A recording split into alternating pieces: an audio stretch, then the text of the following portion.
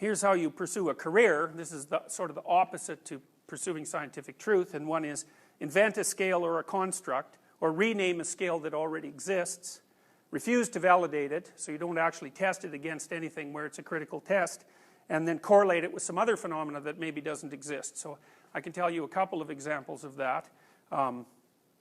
One of them most recently, and I think most scandalously, was a concept called grit. So a woman whose name I can't remember at the moment, Duckworth, I think that's her name. I hope that's her name.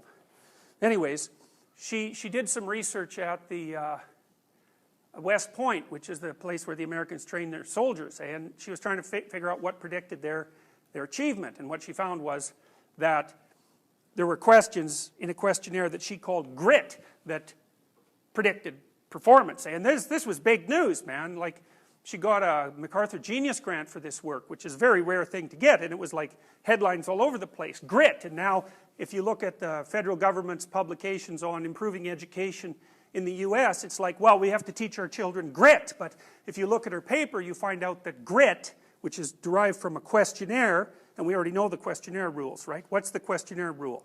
If it's a questionnaire, then it measures one or more of the big 5 traits, either well or badly. That's the rule.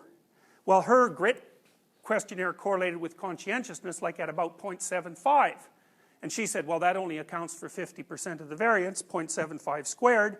But as we know, hopefully, 0.75 is an insanely high correlation. It's like if you give someone a questionnaire once and then you give them the questionnaire again and you correlate their 2 scores, unless it's a deadly good questionnaire, the retest reliability is only going to be about 0.75. And so what that meant was grit measures conscientiousness, and conscientiousness predicts performance. Of course, we already know that conscientiousness predicts performance, so that's not, at best that would be an incremental addition to a literature that's already well established. But, hey, who cares about that? Name it grit.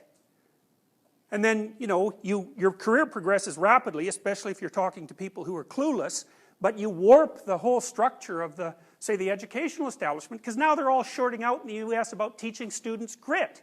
It's like, first of all, it doesn't exist, because it's conscientiousness. Second, conscientiousness has a pretty vicious biological basis. Third, to the degree that it's malleable, we don't know how to teach it.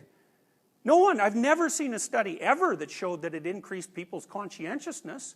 How do you do that? I mean, your parents tried to do that to you for like 18 years. Did it work? Work harder, be more diligent, pay more attention, don't waste so much time. It's like, well, they probably spent, I don't know, half an hour a day on you, trying to teach you that, maybe.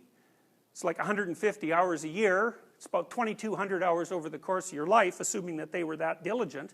So that's 2,200 hours made you as conscientious as you are now. Another 20 hours of training is really going to make a difference? It's like highly improbable.